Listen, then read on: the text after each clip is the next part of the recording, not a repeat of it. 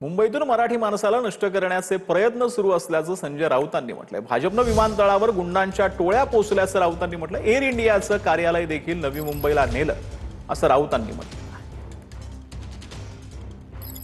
आज उद्योगपती जो येतो एखाद्या कंपनीत या अशा एअरपोर्ट सारख्या, तो आधी कामगार काढा सांगतो, नोकऱ्या कमी करा। हे या विमानतळावर सुद्धा चालू आहे आणि झालेलं आहे। एअर इंडियाचं मुख्यालय हलवलं तिकडून नरिमन पॉइंटला, विकलं। माहिती आहे का बिल्डिंग?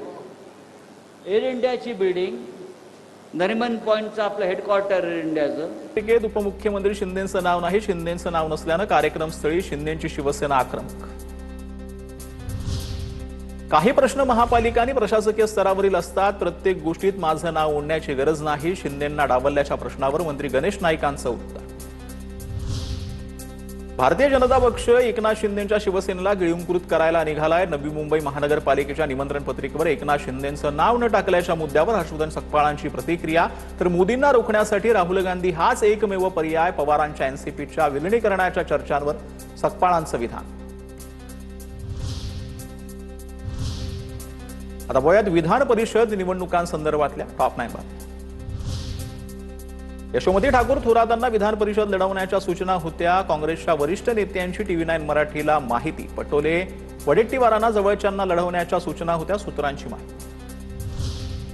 सातारा सांगली विधान परिषदेमध्ये महायुतीत वाद कायम। नगरपालिका आणि जिल्हा परिषद निवडणुकांवेळी भाजपनं आम्हाला प्रतिसाद दिला नाही, त्यामुळे आत्ताच्या परिस्थितीला सामोरं जा। मंत्री शंभूराज देसाईंचा भाजपला इशारा।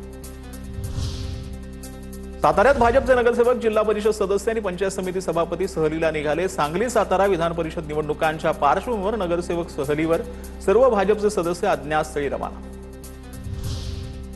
सातारा सांगली विधान परिषदेच्या जागेवरून महायुतीत एकमत। मुख्यमंत्री फडणवीस, एकनाथ शिंदे आणि तटकरेंची चर्चा। स्थानिक नेत्यांना एकत्रित काम करण्याच्या सूचना देणार, सूत्रांची माहिती।